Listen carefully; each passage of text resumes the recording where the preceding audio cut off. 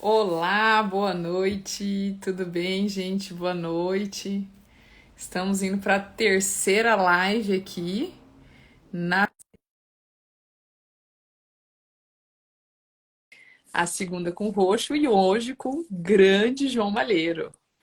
Uma grande alegria, né? Ter essas pessoas todas para falar do tema que eu adoro, que são as virtudes. Grande João! Boa noite, tudo bem? Tudo ótimo! Que alegria ter você aqui, João! Bom, imagina eu, né, que vejo a minha pupila me convidando para fazer uma live. Então vai ser hoje, não sei se eu já chamo de pupila ou já chamo de mestre também. Não, minha estrada é longa ainda. Ó, Mas eu estou muito feliz de ter acompanhado as suas lives e vejo você com muita pegada, com muita leveza. Está dominando o tema, é muito legal ver isso, né? Isso me imagina. deixa super orgulhoso, feliz, enfim. E vai ser uma live maravilhosa, porque agora tô igual para igual, não tem mais essa coisa de ficar por cima e tal. Então você vai ver que é uma live bem gostosa de fazer. E vamos em frente. É isso aí. Gente, para quem a maioria já conhece o João é um grande mestre das virtudes. Em 2019 eu tive a grande alegria, né, Daniel, meu esposo e eu, de conhecermos o João pelo Brasil Paralelo. E de lá para cá nós começamos as nossas conversas. O João abriu, assim, eu diria que uma estrada fantástica na minha vida pessoal, familiar, de mãe, de diretora, né? A gente tem a vida antes do João e depois do João. Caramba, fico muito Exatamente. feliz. E o João tem uma escola de paz maravilhosa que eu já fiz. Eu acho que eu já fiz todos os cursos, João. Eu acho, Eu né? também acho que você já Fiz fez. o percurso, fiz o Fé na Prática, fiz o. Qual que foi o outro que você fez? Temperamentos, a rotina. Isso, fiz todos, né? Então, o João é uma pessoa que eu me inspiro muito, que entende muito do assunto, que estuda muito, e além de estudar muito, ele dirige uma escola, né? Então, é uma grande inspiração para mim enquanto diretor, porque eu estou dirigindo uma escola há 10 anos. O João dirige escola há quantos anos, João? Bom, o Porto Real há 12. Mas antes eu participei de muitas instituições educacionais, enfim, aí já pode botar quase 40 anos. Na área, né? É Isso. isso. E o João é uma pessoa muito didática. Já esteve aqui na escola, no Harmonia, duas vezes, em Campo Grande, duas vezes, né? A primeira numa super formação com pais, professores, coordenadores, diretores, e a segunda no nosso congresso de comemoração dos 30 anos da escola. A gente já tem que pensar na próxima vinda, né, João?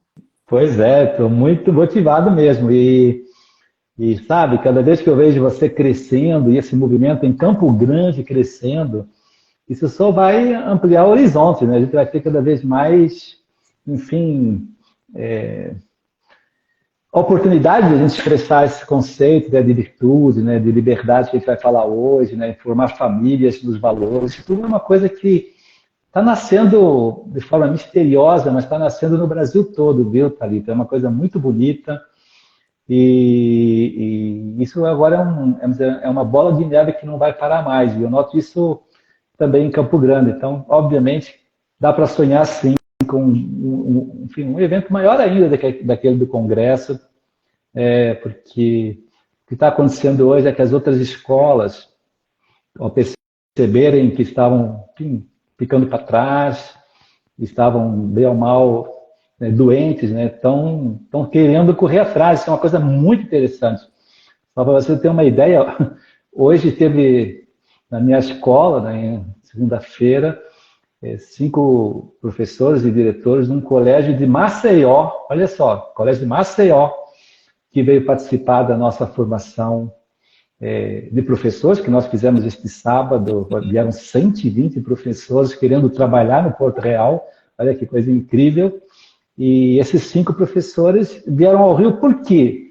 porque um pai do Porto Real mudou para Maceió e falou para eles, olha gente, ou vocês acordam e se transformam num colégio igual ao Porto Real, ou vocês vão agonizar nos próximos anos. E eles acreditaram e vieram. E estão encantados, estão assim, maravilhados, e já traçaram várias estratégias, e vão já entrar em contato com a Solar e tal. Então eu falei, caramba, olha que coisa incrível, nunca imaginei uma coisa dessa, a pessoa vem na fé, assim, né? Ao Rio de Janeiro para conhecer o colégio. Então, enfim, então temos que sonhar que o Harmonia também está indo na frente, né, em Campo Grande, né, um colégio que está com corpo e alma, né, vamos chamar assim, que eu tanto gosto de expressar. E agora a gente tem que sonhar que outros colégios também em Campo Grande, seguindo o exemplo do Harmonia, vão se despertando para o que, na verdade, é um colégio. Porque se você não educa, como a gente vai discutir hoje, né, seus alunos, seus filhos, nas virtudes, as pessoas não se formam bem, não desenvolvem como nós sonhamos, as pessoas não ficam bem. Né? E aí os problemas são questão de tempo, mais cedo ou mais tarde vão aparecer e a gente vai ficar um pouco triste, né? Porque, caramba, onde é que eu errei? Né? Os pais ficam se perguntando, onde é que eu errei? Você errou porque você achava que dar tudo para o filho, todas as comunidades, enchendo de atividade, de hobbies e atividades extra-classe, era a forma de estar educando bem o filho. E não é. O que precisa mesmo hoje os pais estarem muito presentes, né, nessa educação dos filhos, se tornarem mesmo protagonistas, aprenderem a educar nas virtudes, juntamente com a escola, para que essa família e escola juntas consigam ajudar o filho a querer se tornar uma pessoa boa. Olha que frase, hein? O meu grande desafio como educador, como pai, como professor, como diretor de colégio, é conseguir que, aos poucos, o meu filho, o meu aluno, queira livremente se transformar numa pessoa boa, de valores, de virtudes, porque ele enxergou que esse é o caminho para ser feliz, para ser realizado, para se dar bem, e não um mero sucesso material, como a maioria das pessoas pensa hoje. Concorda comigo, Cláudio? Concordo plenamente. E quando a gente pensa, né, nessa perspectiva de educar nas virtudes, né, as pessoas têm, às vezes, em mente que vai tirar a liberdade, a autenticidade da criança, né, a criatividade e a alegria da criança. Né? Às vezes as pessoas, eu vejo algumas amigas, né, pessoas que eu conheço, e eles falam assim, mas você não acha que tá muito assim, né? Que você também não está controlando demais. Fala um pouquinho sobre essa perspectiva de que a educação em virtudes ela não tem nada a ver com tirar da criança as potencialidades dela. Pelo contrário, né? A gente quer que ela desabroche mesmo. Entretanto, a gente tem em mente que algumas coisas precisam ser ordenadas, né? Fala um pouquinho para a gente sobre isso, que você entende tanto. Então, é um tema bem importante esse mesmo, porque efetivamente, né, nos últimos 40 anos, os pais e os avós desses pais, etc., não terem sido educados nas virtudes, essa temática ganhou como que um estereótipo de que é uma coisa repressora. Eu lembro até que estive num congresso em Vitória, me lembro até hoje, quando estava fazendo o doutorado na UFRJ, uma senhora assim, de idade se levanta na plateia. Eu estava expondo o meu doutorado, enfim, o meu pré-doutorado, e aí a senhora falou, quer dizer que você está querendo voltar a colocar as nossas crianças numa camisa de força da virtude, tirando toda a capacidade de criação, de liberdade, de espontaneidade que você acabou de expressar? E eu respondi, minha senhora, eu estou justamente querendo livrar as crianças da atual camisa de força das paixões, que é o que, em geral, gera uma falta de educação. Porque justamente por ela ainda estar muito emocional e pouco racional, tá? Muita emoção, muitos impulsos, muitos desejos, muitas emoções desvairadas, sem nenhum controle, porque é o normal da criança dos primeiros anos.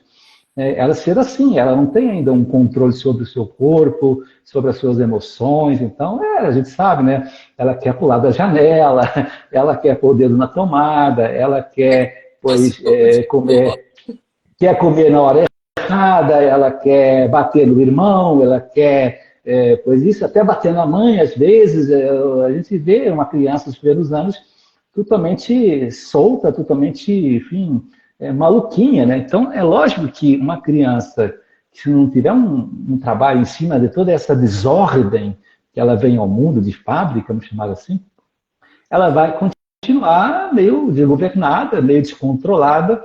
Isso traz uma conta muito cara, porque efetivamente ela começa a incomodar os outros, ela bate nos outros, ela rouba dos outros.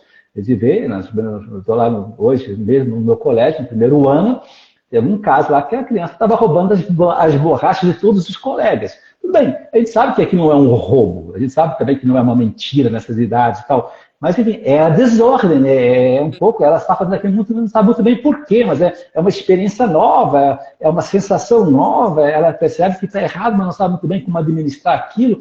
Então, uma criança dos primeiros anos, se a gente deixa ela muito espontânea, se a gente deixa ela muito solta, ela irá evoluir erradamente e, portanto, vai trazer transtornos, vai trazer confusões, e com o tempo, atenção, isso agora é bem importante, lá na adolescência, quando tiver lá 12, 14 anos, justamente por ela estar totalmente descontrolada, aí que a coisa pega. Porque aí a sexualidade vai estar toda confusa, né? Toda a capacidade de fazer novos amigos vai estar comprometida, porque ela não tem doação, não tem espírito de sacrifício, não sabe servir, não sabe pois, ceder, não sabe viver com os diferentes, não sabe respeitar o mais velho. Então começa a haver uma série de problemas que nós constatamos hoje, no ensino médio, principalmente nas escolas, em que os pais ficam desesperados, né? E as próprias escolas muitas vezes não sabem mais o que fazer para motivar o aluno para estudar, né? Para, enfim, despertar nele ideais elevados. Não consegue, por quê? Porque o aluno já está escravizado, amarrado na camisa de força das paixões que eu falava para aquela senhora em Vitória. Eu comentei na live esses dias que quando a gente não ordena essas paixões, né? Na República de Platão ele fala que é a mesma coisa que você querer encher um balde furado, né? Você está enchendo e está esvaziando, enchendo, é a mesma coisa. Então, o pai às vezes fala assim, quanto que eu vou ensinar meu filho a saber lidar com dinheiro? E às vezes o pai não se toca que antes dele saber a lidar com dinheiro, ele precisa ter uma boa relação com a comida, com a higiene, com o sono, né? Com a organização do espaço que ele mora, que ele vive, um respeito com as autoridades, a família, o professor. Se isso não for bem cultivado, né, João? Se isso não for bem alimentado, chega lá na adolescência, a chance desse balde não vai ter mais um furo, né? Ele não vai ter mais o fundo dele, né? Mas o mais preocupante hoje, Thalita, eu penso o seguinte, né? Uma criança que não foi, então, regrada na infância, com regras, com limites, com uma consciência cada vez mais clara, que existe sim uma atitude certa e uma atitude errada. Existe uma forma certa de se vestir, uma atitude errada, uma atitude certa de comer e uma atitude errada, de cumprimentar os mais velhos e errado. Sabe, quando a criança vai evoluindo e não vai tendo essa consciência, que é essa lei que está dentro de nós, que desperta para os nossos valores, para as boas atitudes, para as boas, enfim, para as boas, enfim, comportamentos. Quando a criança não vai evoluindo dessa forma, ela fica, pois então, amarrada nesse egoísmo que vem de fábrica. Ela fica assim, muito autocentrada, um egocentrismo tremendo. Então, ela não consegue conquistar, eu adoro essa expressão, a criança não consegue conquistar o outro, que é uma conquista, sabe? Quando eu descobri isso, lembro há muitos anos atrás, Estava no final da faculdade. Eu fiquei muito admirado quando dois colegas que faziam a cultura inglesa no mesmo horário, terças e quintas, às 6 da tarde, mas eram de escolas diferentes, mas eu os conhecia de um local em comum, mas não dos colégios. Eu perguntava, mas escuta, você não conhece Pedro, que faz inglês com você? E ele, não conheço. Pô, você não faz terça e quinta, em tal shopping, em tal horário, e tal? Sim, sim. Então, eu percebi que hoje muitos jovens chegam na adolescência numa bolha, assim, eu gosto muito dessa expressão, numa bolha de conforto, né? Fazem tudo o que gostam, têm todos os seus impulsos Materialismo, né? satisfeitos, mas eles não estão conseguindo olhar o outro. Esse olhar o outro é uma conquista, sabe? Não é fácil, não. Por quê? Como a gente é egoísta, eu tenho feito muitas lives nos últimos tempos sobre o egoísmo do mundo, o egoísmo das famílias, o egoísmo das crianças, e eu constato exatamente isso. O que leva a sociedade atual, a cultura atual, a estar tão egoísta, a estar tão, portanto, imatura? É que justamente desde pequena a criança não foi educada a Sim. conquistar o olhar para o outro. Essa é uma conquista super importante. Talvez, quando a gente fala de liberdade, você falava um pouco de liberdade, a primeira liberdade, a primeira libertação que uma criança tem que fazer com 7, 9 anos, é justamente ela conseguir sair da bolha e descobrir, olha, tem outros que eu tenho que compartilhar brinquedos, tem outros que eu tenho que compartilhar brincadeiras no recreio, eu não posso brincar sempre do mesmo jeito que eu gosto, eu tenho que aprender, pois, a doar uma roupa, sabe, a me desfazer de um brinquedo, A a dar um dividir o dinheiro, lanche, né, a João? compartilhar, a dividir o lanche. Nossa, como eu adoro ver uma criança compartilhar o lanche que ele trouxe de casa, né? Enfim, quando ele não conquista esse poder, a gente sabe que essa criança vai dar muito problema, muito problema. Todos os problemas da adolescência, 100% deles é isso. É um egoísmo muito exacerbado, não foi enfraquecido, não foi conquistado o amor, portanto, o egoísmo manteve a pessoa presa. Então a pessoa depois vai instrumentalizar a amizade, instrumentalizar o namoro, Hum, vai instrumentalizar os próprios pais, né? Pondo ao seu serviço, me leva para ali, me leva para lá, me leva a mochila, me dá uma viagem para a Disney e começa a mandar os pais. Né? É uma postura completamente errada. Né? Então, repara, uma pessoa que está assim, presa ao seu próprio egoísmo, ao seu próprio egocentrismo, essa pessoa depois vai sofrer muito, porque nós só nos realizamos com os outros. Não há ninguém no mundo que vai na frente, que consegue grandes ideais, sozinho. Não existe, é uma coisa filosoficamente impossível. Nós fomos feitos para ser dependentes, interdependentes. O homem só se realiza quando trabalha em equipe, ouve os outros, pede ajuda aos nem outros. A serve, gente precisa estar junto. nem faz, né? Isto, então, essa é uma descoberta incrível. Uma criança ela tem que conquistar o altruísmo, a solidariedade, a generosidade. Isso é uma evolução da virtude. Como é que eu sei que o meu filho já está sendo um pouco mais virtuoso do que antes? Como é que eu meço? Qual é a régua? É muito fácil. É só a gente percebendo, oh, o meu filho agora está compartilhando os brinquedos com os irmãos, ele está chamando os vizinhos para brincar com ele. Ele quer fazer um aniversário agora com muitas crianças. Ele quer doar sua roupa que não usa mais. A gente começa a ver no filho umas atitudes assim, que os pais ficam muito orgulhosos, né? Caramba, olha que legal, meu filho agora está indo muito bem. Olha como ele está, né? E você Ô, tem o João, seu querido Rafael, o querido Luísa, a gente vê que isso aconteceu na sua família, ô, não é João, verdade? a gente estava num lugar, nós fomos jantar, né? E aí nós fomos convidados, Daniel, Rafael, Luísa e eu. E não, foi o almoço, perdão, falei errado, foi na hora do almoço. E eu sempre aqui em casa, é, quando a gente almoça, faz o jantar, eu peço para todo mundo ajudar a tirar a mesa, né? E assim, no começo é aquele, eu de novo, né? Ah, mas por quê? Eu falo, por quê? Porque nós vamos nos ajudar nessa casa, moramos todos juntos, nós fazemos tudo um pelos outros. Eu vou explicando tudo para eles. Aí chegou lá nesse dia que nós estávamos almoçando, eram dois irmãos da igreja nossa, lá em Maiporã, lá pertinho né, de São Paulo ali. E aí, na hora que terminou o almoço, o Rafael tem 4 anos, vai fazer 5, né? O Rafael falou assim: eu posso tirar a mesa? Eu fiquei tão emocionada, porque eu falei assim, gente, faz quantos anos que eu peço? Eu falo, vamos nos ajudar, vamos servir, vamos colaborar um com os outros, né?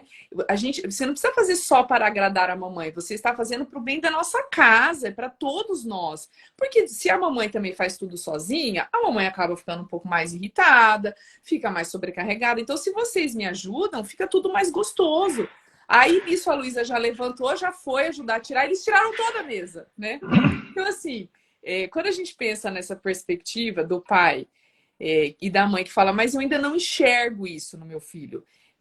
Ou então até aquele pai que não enxerga o egoísmo dos seus filhos, né? Sabe a neblina que a pessoa tem? Quando normalmente a gente chama na escola e fala para os pais assim, tá acontecendo isso. Aí o pai fala, mas isso não acontece lá em casa. É claro que às vezes não acontece em casa, né? Porque as diversas situações onde as crianças precisam colaborar, dividir, esperar, compartilhar, normalmente é no ambiente coletivo, na relação entre pares.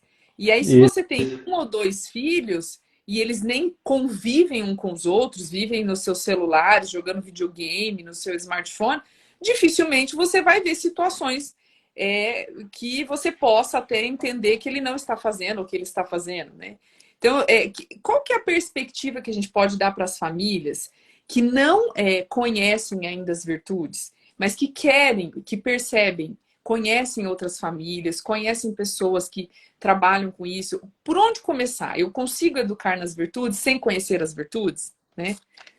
então, eu acho que, obviamente, a gente sabe que nos primeiros anos as crianças elas aprendem a virtude não conceitualmente, né? Como eu até sou professor lá no meu colégio, temos a matéria, virtudes, e tem prova, e tem trabalhos, e a gente conceitualmente tem a virtude do mês, e faz cartazes pela escola inteira, etc. Mas, inicialmente, a criança ela é mais inclinada a aprender olhando, imitando.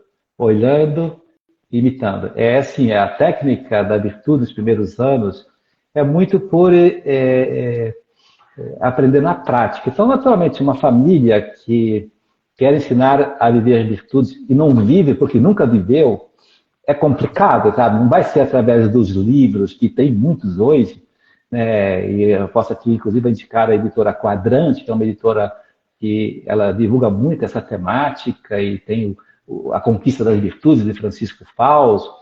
Eu tenho um livro pessoal meu que chama A Escola com Corpo e Alma, que eu escrevi também para ensinar virtudes.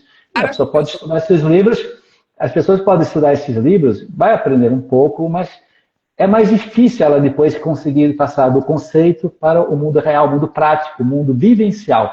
Então, é muito bom que no começo as pessoas convivam com famílias que tenham esse ideal. Por isso, você falava há pouco dos meus cursos da Escola para os Pais, que está no meu Instagram.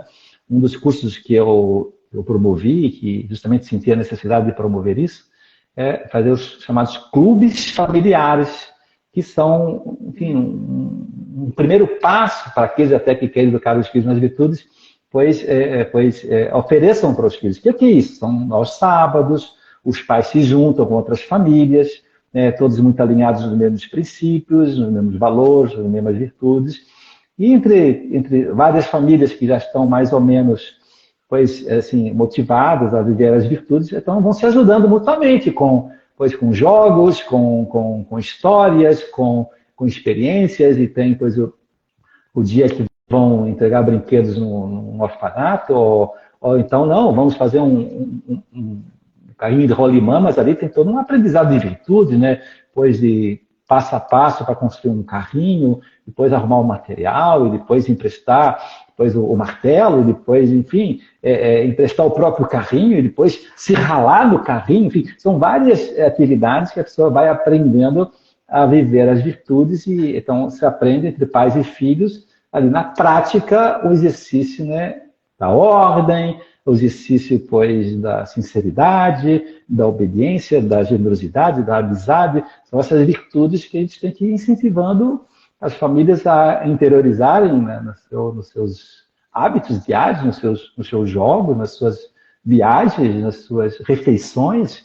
Enfim, tem vários momentos em que os pais têm que estar ali atentos, a aproveitar todas as oportunidades que estão juntos para ensinar na prática a como você dizia, né, a se vestir, a se banhar, a se divertir brincando, como a colocar uma mesa, a lavar uma louça, a limpar a sala, enfim, tudo isso são momentos.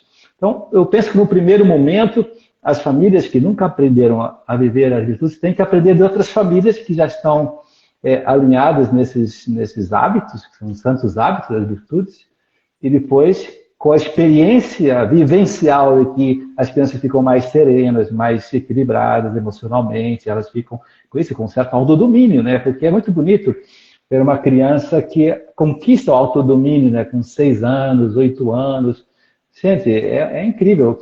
Meu colégio, né? Às vezes é que a gente está falando de Porto Real, que ensina as virtudes desde a educação infantil, né? Desde os 2 anos de idade. É muito bonito ver como os pais, nos primeiros momentos, eles não acreditam que isso vai dar certo, né? Isso é interessantíssimo, né? E acham que aquilo é uma grande balela, que aquilo é um pouco teórico e tal. Mas em pouquíssimos meses, né, os pais sempre vêm nos perguntar: mas João, o que vocês estão fazendo, hein? Porque, de fato, o meu filho agora chega em casa, é outro menino. Ele chega e põe a mochila no lugar. Eu nunca consegui isso, né? Caramba, ele coloca a roupa suja no cesto. Né? Caramba, eles estão brigando muito menos. Caramba, as minhas amigas, quando a gente vai nos aniversários, elas perguntam: escuta, o que tem seu filho, hein? O meu não me obedece nunca, e você, no primeiro comando, ele já te obedece. Como vocês conseguem isso, né? Então, é muito legal perceber que os pais vão se convertendo aos poucos na virtude, vendo os resultados muito rápidos nos filhos, porque as crianças, nos primeiros anos, elas estão inclinadas a aprender virtudes, elas estão preparadas para a natureza, para serem muito ordenadas, muito sinceras, muito obedientes. Se vocês sabem educar bem, elas aprendem muito rapidamente e se transformam muito rapidamente. E a gente percebe que justamente quando os meninos e as meninas do nosso colégio vão se transformando em pessoas melhores, pessoas mais fortes, mais equilibradas, os pais começam a correr atrás também para acompanhar, né, esse processo e dar resultado. Né? Eu posso contar para você, né, que nós temos hoje atualmente 500 famílias no Porto Real. A gente já fez uma vez um estudo que 100 famílias, 20% das nossas famílias, elas se converteram totalmente, pois, ao casamento, à religião, à harmonia no lar. São outras famílias, estão muitíssimo agradecidas ao Porto Real, porque justamente eles viram-se que eles precisavam se transformar ao ver a transformação dos filhos por meio das virtudes. Então, eu acho que essa pergunta que você fez é muito importante. Os pais que estão nos ouvindo, eles acham que não vou conseguir, eu nunca aprendi nada sobre isso. Não, claro que você vai, cara. É só você perguntar um pouco. Agora, quem está em Campo Grande, vai lá aprender com a Thalita, vai lá no Harmonia, ela faz uns cursos maravilhosos, ou no Instagram mesmo, né? Ou então entra na minha escola para os pais, né? E vocês vão aprender como ensinar as virtudes e muitos outros aspectos, não só das virtudes, mas porque as virtudes, a gente tem que enxergar que é um instrumento de fortalecer. A palavra virtude quer dizer, virtus em latim, quer dizer força, gerar força interior, né? A criança começa a ter autodomínio, autocontrole. Eu consigo agora não ligar a TV, eu consigo, mãe, eu consigo. Eu consigo agora comer batatas. Eu tenho tantas histórias do meu colégio, né, para contar para os pais que estão nos ouvindo, né, dos começos. As crianças que entram no Porto Real, elas vêm de casa como foram educadas erradamente. Então, meu filho não come isso, meu filho não come aquilo. Então, os pais acham que a gente vai aceitar essas restrições, vamos chamar assim, de gostos, né? Não quando há restrições, vamos chamar assim, alimentares feitas por uma nutricionista, por um médico, enfim, por um pediatra. Então, a gente aceita sim, mas não esses casos, que quase sempre não são esses casos, Meu filho não come feijão, meu filho não come batatas, sabe? Eu nunca consegui fazer com que eles comam, né? Já tentei e tal. Então, eu falo, então deixe conosco aqui, o seu filho vai comer de tudo, sempre.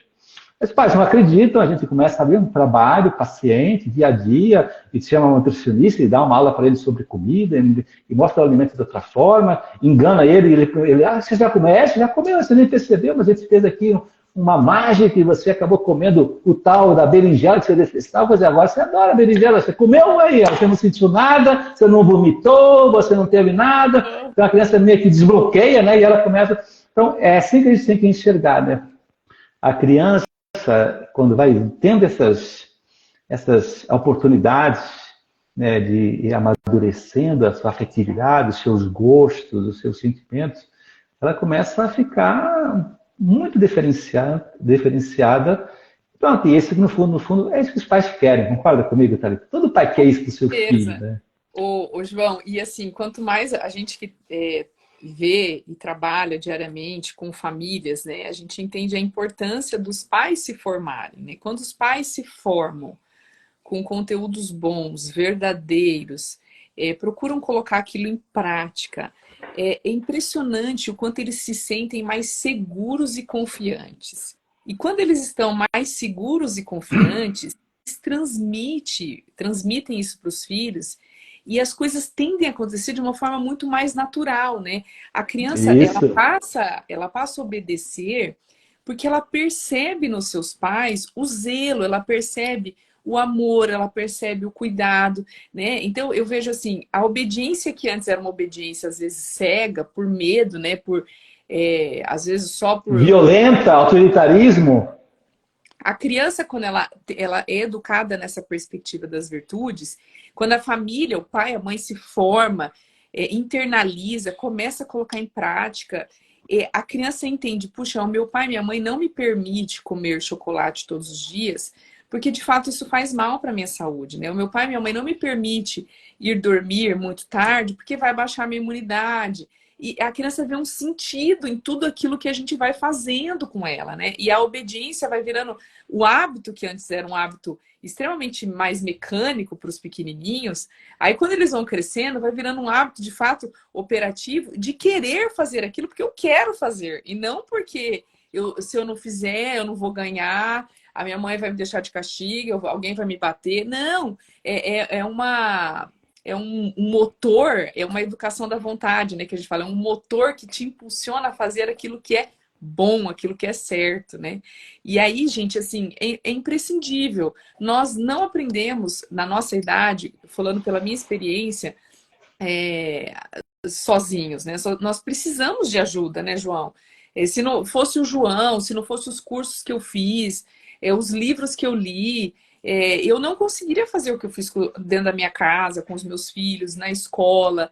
O trabalho de formação de pais que o João faz perfeitamente, né, dentro do Porto Real, na escola para pais, isso tudo é o caminho para a gente encontrar onde eu vou, o meu rumo mesmo, a minha reta ali, né? Senão eu acabo à mercê de uma série de informações, né?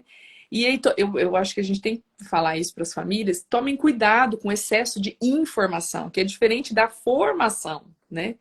A Isso. informação, às vezes, deixa a gente à mercê, faz com que a gente fique muito divagando nas ideias, nos sentimentos, né?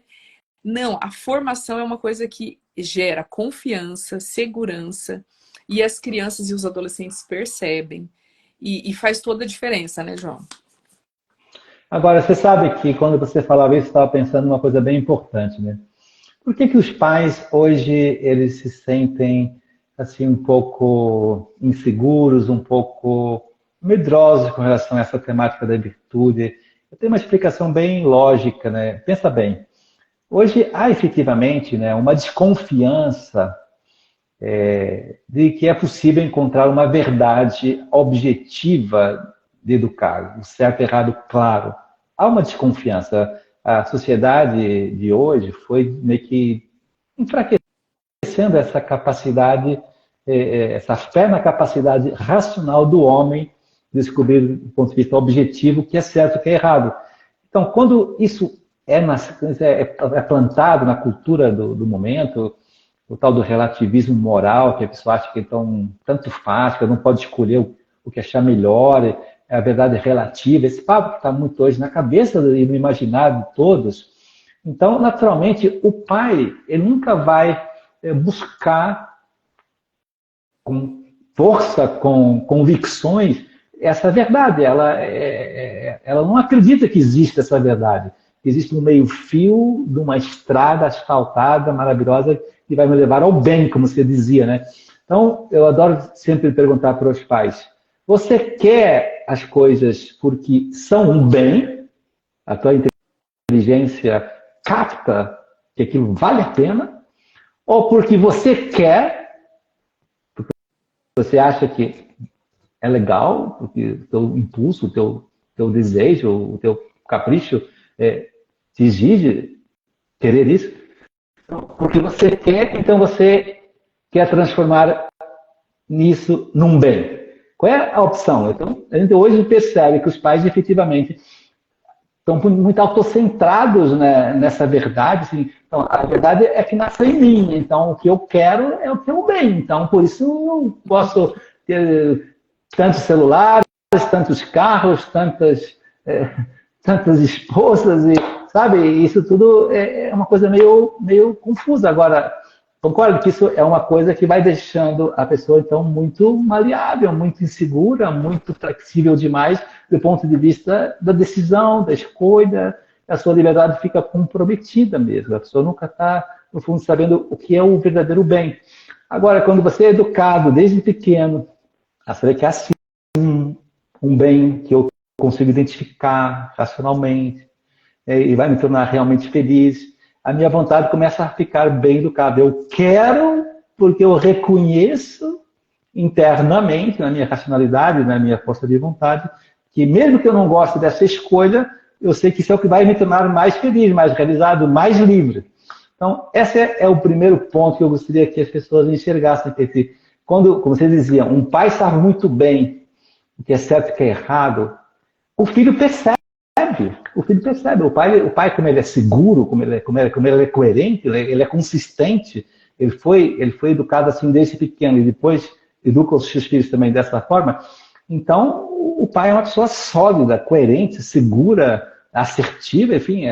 Eu sempre digo que não existem crianças desobedientes. Existem crianças que se tornaram desobedientes pela percepção de que os pais são pessoas inseguras, são pessoas que não têm consistência, que estão sempre mudando, que estão sempre dançando conforme a música, do consenso do momento, do que sai na internet, do que sai nas redes sociais. Enfim, então, eu estou querendo que a gente enxergue, quem está nos ouvindo, que a gente, para ensinar virtudes, tem que haver uma recuperação dessa coerência racional. Sabe, tem que haver uma recuperação de que há, sim, verdades objetivas, que eu posso descobri-las com a minha racionalidade, e por isso eu vou me estruturar intelectualmente, evolutivamente, e pronto, e quando eu estou mais consistente dessa forma, então o meu filho percebe, pô, meu pai é sólido, meu pai sabe o que quer. Eu me lembro, você sabe, uma vez uma mãe da minha escola fez uma visita lá, para conversar comigo, e aí um dos filhos menores fez uma birra ali na sala que eu estava atendendo, ficou girando no chão, fez um escarcéu, porque queria, né, um chocolate que a mãe tinha na bolsa. E eu fiquei desesperado, porque o garoto ficou, sinceramente, uns 10 minutos girando no chão, assim, que nem peão. E a mãe, muito calma, muito serena, conversava comigo e tal, e sobre vários assuntos do colégio e tal.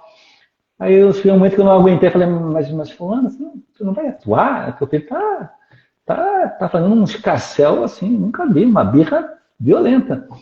E ela, assim, com muita serenidade, com muita calma, falou assim, João, não, nem liga, não liga. É assim que eu educo os meus filhos, sabe? Eles desde cedo têm que aprender que eles não são o rei da cocada preta. Eles têm que aprender que quem manda que sou eu, que eu sou o melhor que é o melhor para eles. Então fica tranquilo que eu vou virar calma. Quando a mãe falou isto, você sabe que o moleque ouviu e levantou e saiu correndo, feliz a vida e tal. A mãe ganhou dele, né? Sabe? Então é isso que eu acho que os pais tem que entender, para educar a virtude tem que ter essa certeza de que isso é o certo. Tem que ter a certeza de que fazer isso faz o filho sofrer um pouco mesmo, que vai privá-lo dos seus caprichos, dos seus desejos, que não vai satisfazê-lo em tudo que ele quer, ele não manda nos pais. Então, pronto, esse é o problema do momento, sabe, para educar a virtude. Os pais estão com um pouco de medo de fazer o filho sofrer. E nessa ideia de não fazer o filho sofrer, os pais acabam lhe permitindo que eles mergulhem na piscina do egoísmo, né, João? Porque a partir do momento que você se cansa de educar, que você perde a paciência, né? Esses dias eu fiz uma live da paciência e o João mandou um áudio maravilhoso para falar sobre a live da paciência, né? Que o quanto, para nós educarmos nessa perspectiva de virtudes, o quanto nós precisamos ser pais pacientes, né? Padecer, sim, de fato, mas se sacrificar e encontrar um sentido naquilo, né? Porque aqui, ele é meu filho, é meu bem maior, é o meu maior projeto, né? Eu preciso ensinar esse menino, essa menina, que ele precisa ser alguém na vida. Ser alguém na vida não é só uma universidade, é ser de fato uma pessoa íntegra, moralmente, ter uma personalidade firme, né, baseada nas coisas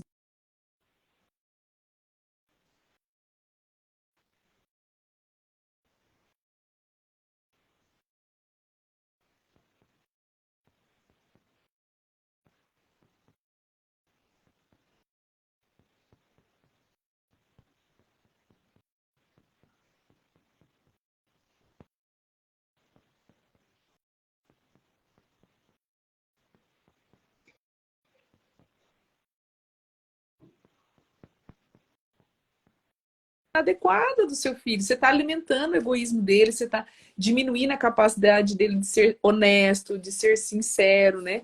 Tô sem áudio? Voltou? Voltou. Ficou um pouco fora, mas voltou. Ah, então tá. Então, assim, quando a gente pensa na virtude da sinceridade, mas voltou, acho que foi. Aí, voltou. O Daniel acabou de me falar também que estava sem áudio. Acho que voltou. Por isso. Mas graças a Deus voltou. Voltou sim. Quando a gente pensa nessa perspectiva, esses dias eu estava falando sobre a virtude da sinceridade, né? E as pessoas pensam que a virtude da sinceridade é que nós sejamos sinceros com os outros, falamos aquilo que a gente pensa, né? Falei, não, gente, a virtude da sinceridade é nós olharmos para nós, né? Para as nossas limitações, para as nossas inclinações, para as nossas dificuldades, os nossos defeitos, e enxergarmos quais são os caminhos para a gente melhorar nisso, evoluir nisso. E é a mesma coisa com os nossos filhos.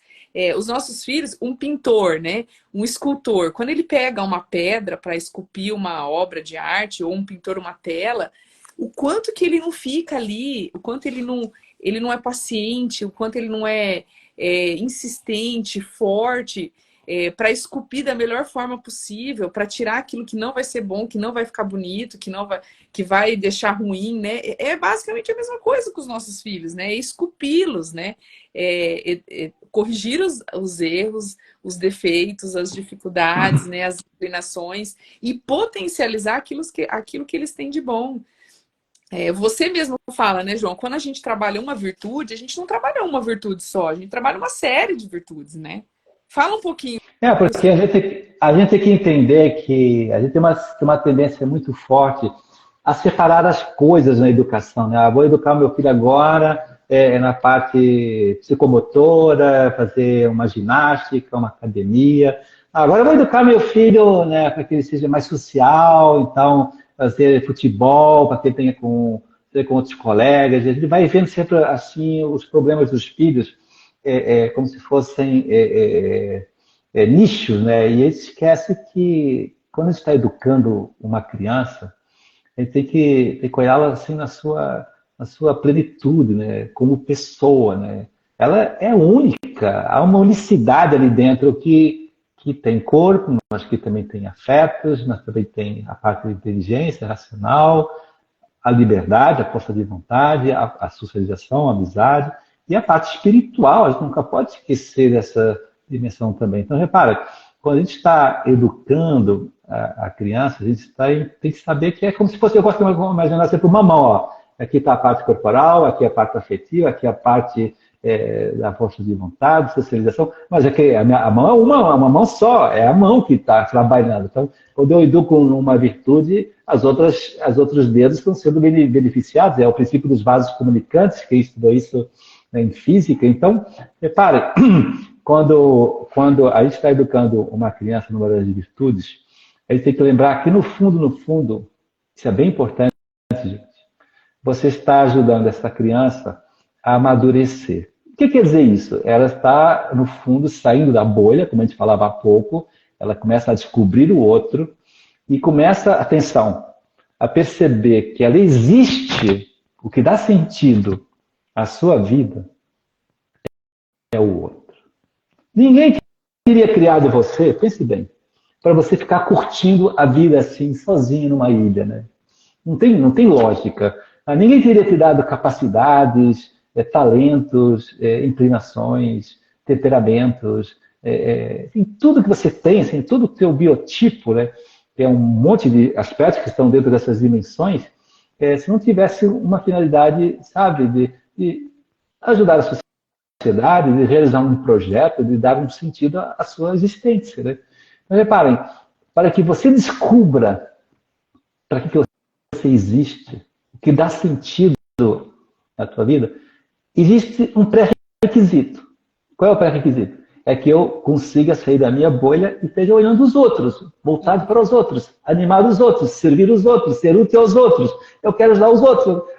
Quando a pessoa está aprendendo, está conquistando esse olhar, como a gente falava há pouco, então ele está com o pré-requisito necessário para descobrir o sentido da sua vida.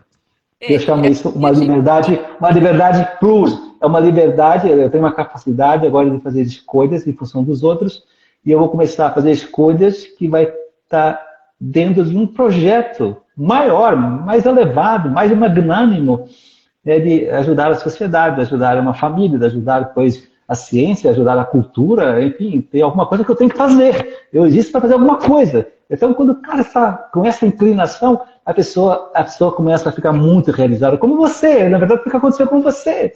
Você estava ali, autocentrado, ali, trabalhando, mas sei lá, tudo bem, estou ali, ganhando dinheiro, uma escola e tal, mas de repente você tem uma virada, assim, caramba, agora eu quero ajudar as famílias, eu quero educar nas virtudes, eu quero que aí, eles bebam dessa água, eu quero que eles olha bebam. a alegria desse olhar que eu estou vendo aqui, outra vida, é outro pique, então as pessoas têm que enxergar. Isso é a conquista que a virtude te dá. Então é muito importante que as E a pessoas digam, energia mas para que que a educar a gente tem, virtude? João. Pô, para você ter um sentido na vida, para você ser capaz de fazer alguma coisa pelos E a outros. energia que a gente tem, né? As pessoas falam assim, mas como que você consegue fazer tudo isso? Gente, a minha motivação de fazer tudo isso, ela é muito maior, porque quanto mais pessoas beberem desta água, quanto mais pessoas encontrarem a verdade, quanto mais pessoas educarem seus filhos nessa perspectiva, mais elas vão entender que é possível e que é muito melhor e que é extremamente gostoso, saudável. Entretanto, a gente só vai conseguir tirar os nossos filhos da bolha do egoísmo, né?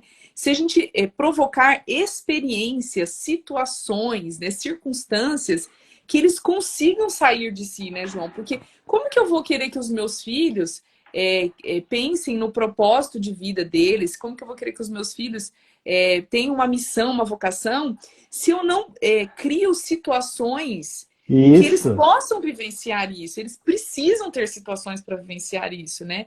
É isso que eu falo para as famílias. Às vezes os nossos alunos, os nossos filhos não sabem fazer as coisas porque nós não criamos situações para eles fazerem, nós não permitimos que eles façam, que eles vivenciem, que eles resolvam, que eles busquem, que eles vão atrás, né? Porque nós também, no nosso egoísmo, achamos às vezes que educar é ficar super protegendo o filho. E aí é onde a gente mais se perde, né? É um caminho ladeira abaixo, que dá tudo errado. Não, eu preciso colocar meu filho nesse mundo, participar dentro da casa, dentro da escola, ter uma perspectiva de fazer, né, João? De agir, de pensar. fazer... às vezes eu brinco aqui em casa, as crianças elas querem respostas para tudo, né? Aí antes de dar a resposta eu falo, vamos pensar, vamos pensar. Se você fizer isso, o que vai acontecer? E se você fizer isso, qual que é o caminho? Né? Fazer com que eles pensem, com que eles reflitam sobre as situações. Ontem eu estava conversando com uma... Não, sexta-feira eu estava conversando com uma família com uma situação de que a criança estava mentindo, né? Aí eu falei para eles assim, veja, toda vez que você perceber que a criança estiver mentindo, você chame ela para conversar de uma forma bem objetiva, uma criança de 7, 8 anos, e você diga para ela assim, meu filho, eu sou sua mãe, eu quero te ajudar. Se você me falar a verdade, talvez eu tenha que te corrigir. E a gente vai reparar o que está acontecendo. Agora, toda vez que você omite ou mente, além de te corrigir, eu vou ter que te punir, eu vou ter que te... Porque eu preciso te corrigir, além de te corrigir, né? Então, assim, olha o sentido da... Você está indo lá na frente, você está pensando, você está formando a inteligência, né? Você está formando a razão do ser humano. E de uma Formando forma... a consciência dela, a consciência. A tomada da consciência, né? É importantíssimo a gente colocar eles para pensarem. Isso que você está fazendo, vamos pensar quais são as consequências? Porque as nossas ideias têm consequências, né, João? E às vezes, nem sempre as nossas ideias são movidas pela nossa razão. Muitas vezes as nossas ideias são movidas pelos nossos afetos, pelos nossos sentimentos, que estão desordenados. E que se a gente não toma, se a gente não domina isso, com certeza as ideias serão péssimas, né? Então as ideias têm consequências. Eu brinco isso, eu brinco não, eu falo isso para as crianças, para os adolescentes na escola. As suas ideias têm consequências, né? Agora, você que tem que dominar suas ideias. E para dominar suas ideias, sabe esse turbilhão que nem você fala no percurso, a primeira aula do percurso, ela me marcou absurdamente, que é a da afetividade. Que você fala de colocar as bolas nas caçapas, né? É exatamente isso. É você explicar para a criança, olha, você tem emoções e sentimentos bons e ruins, e você vai ter que ordenar tudo isso. Senão, você vai fazer coisa errada, né? Você vai se viciar, você vai se corromper, meu filho. E aí, quando você consegue ordenar tudo isso, você forma o que? A vontade. Até uma pessoa escreveu aqui o livro Educação da Vontade, né? Esse livro é fantástico e ele fala do tanto que é importante a gente ensinar os nossos filhos a meditarem, né? A rezarem, a terem essa consciência de que quando eu estou ali meditando, pensando, rezando nas minhas atitudes, nos meus comportamentos, eu estou me conhecendo, eu estou permitindo entender tudo que está acontecendo dentro de mim, né? E se eu estou fazendo coisas certas ou erradas, né? É isso, né, João? A gente colocar eles também para fazerem as coisas. E não só a gente fazer por eles, né? Eu acredito... Os pais têm um pouco de medo que as crianças quebrem, que as crianças não passam direito, sabe? É um certo, sabe, medo da frustração de um trabalho mal feito, de um trabalho que quebrou, de um concerto que não deu certo. Os pais hoje não entendem que o mais importante gerar essa boa autonomia da criança, porque é através dela que a criança começa a ganhar uma boa autoestima. Caramba, eu já sou capaz de lavar um copo, eu já sou capaz de fazer a minha mochila para a escola, eu já sou capaz de fazer um lanche para eu levar para a escola, eu já sou capaz... Sabe, é muito interessante que os pais enxerguem que mais do que ficar satisfazendo todos os gostos e caprichos do filho, é muito mais enriquecedor que a criança começa a perceber que ela está evoluindo, que ela está amadurecendo, que ela consegue agora já ter uma certa capacidade de se virar. Então, uma criança com um ano já come sozinha, não põe a comida na boca. Com 2 anos, ele já pode sim se arrumar. Com 3 anos, ele já pode fazer a cama, já pode. Com 4, ele já pode lavar uma louça com a mãe na cozinha, com certeza. Com 5 anos, ele já pode varrer a casa, por que não?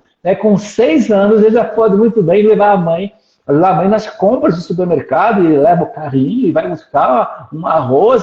Mas é muito pesado. Ótimo, ele tem músculo para isso. Então, essa é a visão que os pais têm que captar, né? Que a criança, ela quer evoluir, mas os pais têm que deixar evoluir, e por isso, volto a insistir mais uma vez, tem que deixar a criança sofrer, deixar a criança errar, deixar a criança frustrar. Os pais acham que a criança não pode hoje passar por fracassos, por derrotas, sabe? Isso não é bom, né? Por exemplo, lá na minha escola, tem alguns pais que acham que a gente não deve colocar as medalhas da Olimpíada de Matemática no mural, né? Porque os que não ganharam vão ficar muito tristes. Mas, minha senhora, isso faz parte da educação da afetividade, que uns ganham, outros perdem. Então, os que perderam vamos estudar mais, vamos nos concentrar mais, vamos correr atrás, Vou e isso faz trabalhar. parte da maturidade. Isso. Então, os pais hoje, justamente porque eles não querem que os filhos sofram, não se frustrem, não se privam, não se privem, então ficam poupando, protegendo e não percebem que isso é uma bomba relógio, porque vai estourar lá na frente sofrimentos muito maiores, muito mais traumáticos, que é, em geral, na adolescência, 14 anos em diante, a criança começa a ter experiências ruins, né, com os amigos, com as festas, enfim, as coisas começam a se complicar muito mais, pois, não sei, né, um fracasso escolar com 14 anos é infinitamente maior que com 8 anos, com 6 anos, com qualquer cidade. Alguém daqui lembra um fracasso escolar com 6, 8, 10 anos? Ninguém lembra. Então, reparem, agora eu lembro, sim, que uma nota ruim no ensino médio, né? Eu lembro até hoje, né? Então, são coisas que a gente tem que preparar os filhos, portanto, para o sofrimento futuro, que, no fundo, é ter uma capacidade de suportar a dor, né? Isso é uma coisa que faz parte da paciência, que você falava. A paciência tem um momento de suportar e depois de superar, né? A perda, a ausência do bem que eu quero. Então, isso é um aprendizado muito, muito violento. A gente tem que ensinar os filhos a sofrer, sim, e a tornarem-se pacientes. Então, essa temática que você falava é uma temática bem importante. Os pais, infelizmente, porque não foram educados, né, também assim, né? Então eu compreendo que os pais sejam assim, compreendo por um lado, mas por outro lado a gente tem que ajudar agora os pais a descobrir que se eu não faço que meus filhos conquistem a sua autonomia, eles não vão conquistar a verdadeira liberdade, que a gente falava há pouco, né, que é a capacidade de fazer boas escolhas, porque não tem o pré-requisito da autonomia. A autonomia gera liberdade, e a liberdade gera responsabilidade, é uma sequência lógica da psicologia. Então, quem consegue, desde os 4, 6, 8 anos, a fazer tudo sozinho, tudo que já pode fazer, faça sozinho, então a criança começa a ter uma segurança para fazer escolhas, e quando a pessoa conquista essa liberdade, né, de fazer as escolhas corretas, como eu dizia há pouco, ela começa a descobrir o sentido da sua vida lá no ensino médio e começa a ter uma liberdade muito mais personalizada, que as minhas escolhas vão estar agora direcionadas ao meu projeto de vida, à minha vocação, ao meu sonho, ao meu ideal. Eu vou querer passar no ITA, eu vou querer estudar na França, eu vou querer casar com tal fulano, eu vou querer fazer tal empresa lá. Quando a pessoa está com esse pique, porque teve esse preparo da autonomia e da liberdade na infância. Quando o cara não tem isso, como a gente percebe hoje, quantos por cento tem esse dado, né? Um garoto hoje do terceiro ano de ensino médio, com tanto 16, 17 anos, quantos por cento consegue decidir com coerência o que ele quer? 20%. 80% eles não sabem efetivamente o que querem. Que escolha fazer no Enem, que escolha fazer de faculdade.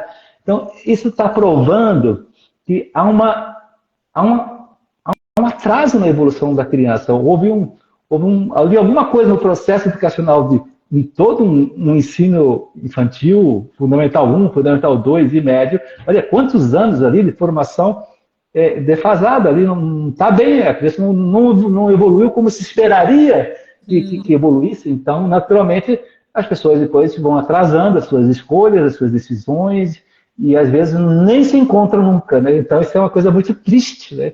Até porque volta a insistir. Eles estão tão focados em si, né, que eles não são capazes de pensar numa perspectiva maior, né? Isso, estão só pensando no seu videogame, na sua roupa, na sua festa, no seu dinheiro, né? Muitos universitários começam a trabalhar já no segundo, terceiro ano da faculdade, mas pensando no dinheiro para eles, para sua festa, para sua viagem à Europa, para coisas muito algo autocentradas. Então, você vê que ali está tudo atrasado, está pouco maduro, né? E esse foi o tema que a gente desenvolveu lá no nosso workshop, né, sábado passado, lá no nosso colégio, que era justamente a temática da imaturidade social. Hoje é um grande problema do momento, é isso, né?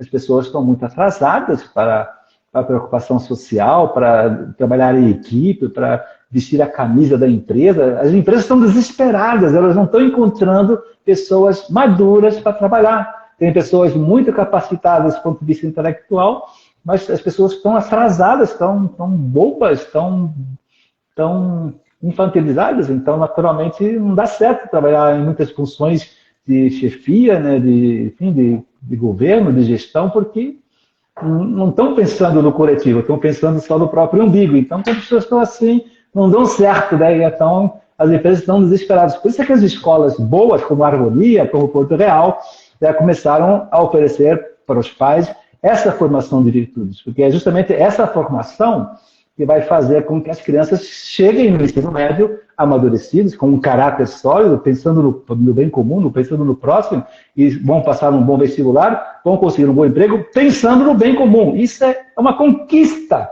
É uma conquista que os pais acham que é fácil e não é difícil hoje. Os pais hoje estão desesperados quando veem os filhos ali desmotivados, desanimados. Então, eu estava pensando assim, né, a gente já tem que, já deu uma hora a nossa live, né, passa muito rápido as nossas lives, né? Eu estava aqui, eu estava com um slide aqui no meu computador, que eu vou deixar esse slide para o final, que eu tenho que falar isso para os pais.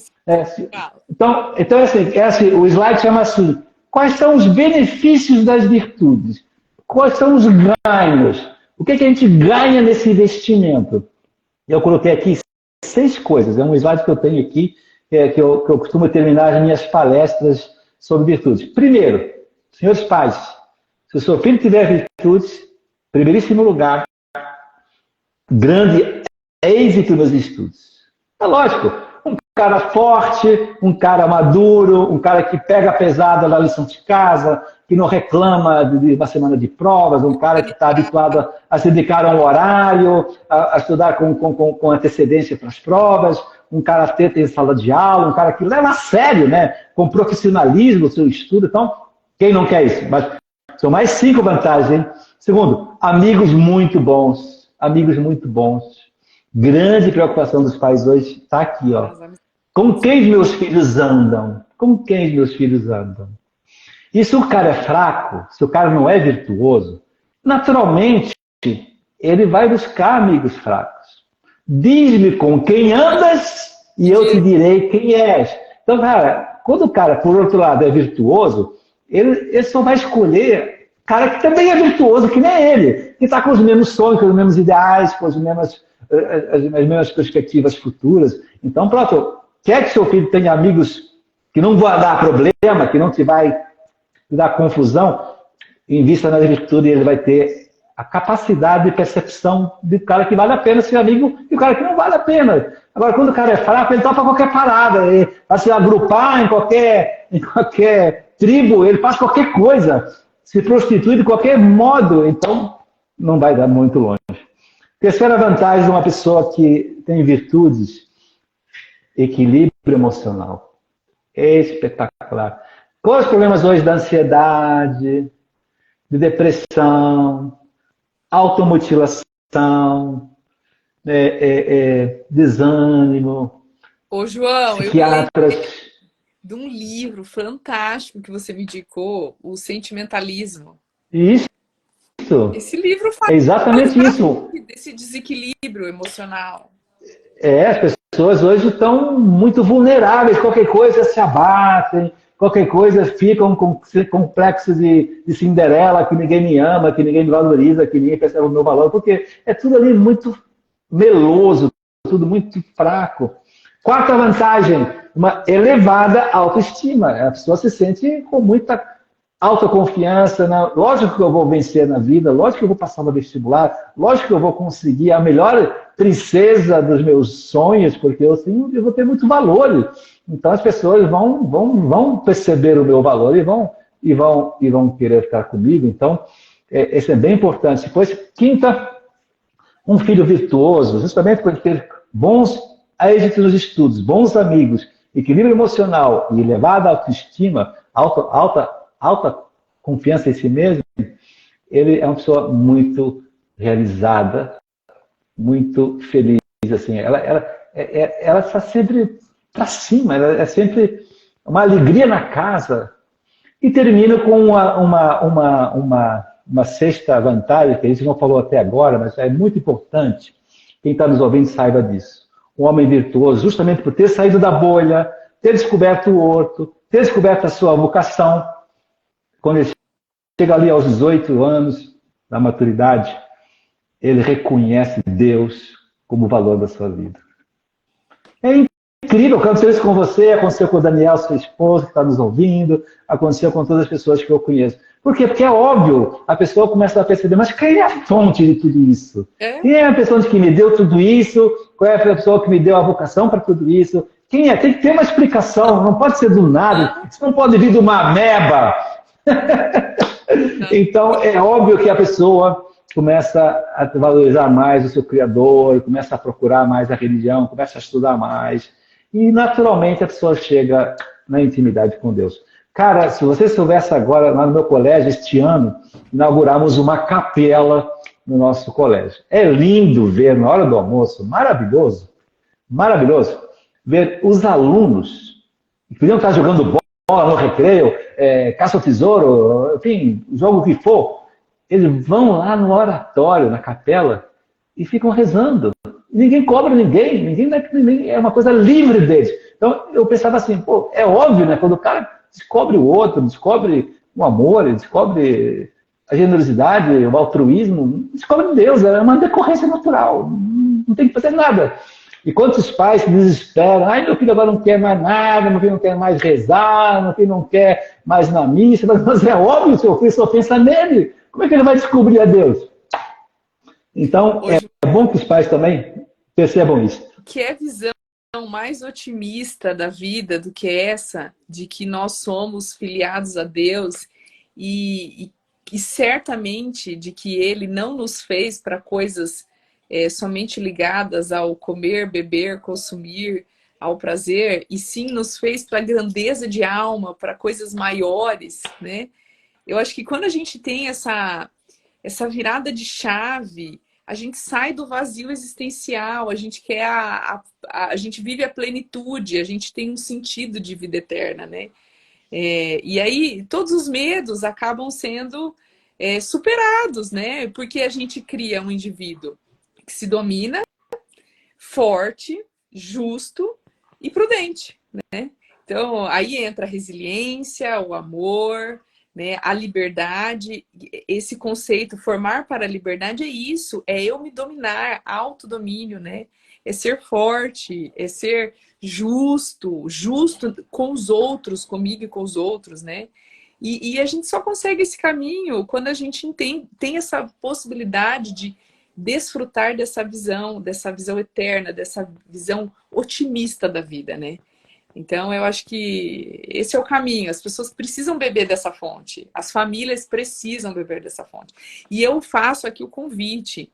Temos muitas pessoas boas, né, que querem que nós bebamos dessa fonte. Uma delas é o João com seus cursos maravilhosos, né? Eu estou aqui me desafiando, não estou dando curso online, mas estou lá na minha escola, formando pais, professores, alunos. Estou tentando trazer aqui para o nosso público de Campo Grande, Mato Grosso do Sul, essa perspectiva de que é possível ter esse sentido maior, né?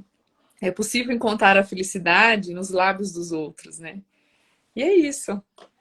Quero te agradecer imensamente por você ter ficado mais de uma hora aqui comigo. Você sabe que eu te admiro muito, você é meu mestre, meu mentor, sou fã mesmo. Eu indico todos os cursos do João, ele é um grande formador de pessoas, porque ele tem essa vocação, essa missão, né, que é muito linda e que ele desenvolve muito bem aqui na Terra. Eu agradeço também, né, ter podido, enfim, estar vendo uma pupila minha em altas esferas, em alto padrão. Caramba, isso me deixa assim... com uma sensação de que, enfim, já não sou mais necessário, já tenho alguém para me seguir, Não. alguém para me substituir. Não, Isso é não. muito bom, né? Então, pronto, isso vai me aliviando. Mas, enfim, os pais que nos ouviram, então, a gente termina assim, né? Que acreditem que essa é uma temática super importante. É, eu tenho viajado o Brasil inteiro, né, dando várias palestras sobre essa temática, e fico admirado quando percebo muitas famílias despertando para esse tema. Isso me deixa muito realizado. De alguma maneira, os pais atuais, famílias jovens, estão detectando que talvez os pais deles, ou os avós deles, ou as gerações que vieram antes deles, talvez tenham errado nesses aspectos na educação dos filhos, e por isso percebem as consequências, percebem que não houve uma realização plena, e andam buscando essa realização plena. E já intuíram, talvez não plenamente, mas que esse é o caminho, né? A gente precisa, de fato, consertar-se por dentro, né? Possuir-se por dentro, para poder depois dar-se aos demais, que é o que nos realiza, né? A gente só se vai realizar quando tiver uma capacidade, uma liberdade, né, de dar-se aos demais com amor, né? Então, isso é o que todo mundo anda buscando, né? Então, estou muito feliz. Está havendo uma revolução silenciosa mesmo no Brasil, né? E aos poucos essas redes sociais que cada vez vão aumentando o processo com muito mais velocidade que antigamente, aos poucos as famílias vão se reencontrando e vai haver uma nova fase nesse país. E saibam Aí. que o Brasil é um país muito diferente dos outros países atualmente. Eu sempre me questiono por que o Brasil, né, e não Portugal, que é a minha terra, ou sei lá, algum país da América do Sul. Nenhum país está passando por essa revolução como o Brasil. Então, por quê? Também nós não sabemos explicar até agora por quê. Mas que é um fato o Brasil vai ser um celeiro de famílias do bem. E É você isso que aí. está me ouvindo, participe desse movimento, participe dessa revolução silenciosa do bem, que no fundo é reencontrar um lar unido, feliz, alegre, com paz, os filhos bem instruídos, bem evoluídos, bem maduros. Olha como a gente pode ensinar para o mundo tantos bens e tantos valores. Então, o Brasil está com essa vocação, ajudar outros países a seguir por esse caminho. Então, você que ouve, reflita sobre isso. Né? Nós estamos num momento muito significativo. E é por isso que o Diego Malheiro entrará na política o ano que vem. Mas isso fica para uma outra Uhul! live. É isso aí. Você tem o nosso apoio, a nossa força e as nossas orações, João. Exatamente. Mas vamos deixar para outro momento, porque isso vai nos deixar mais meia hora aqui conversando e já é a hora de a gente ir jantar. Isso Um mesmo. abraço, gente, e até a Fica, próxima. viu? Fica com Deus. Até mais. Tá bom, um abração.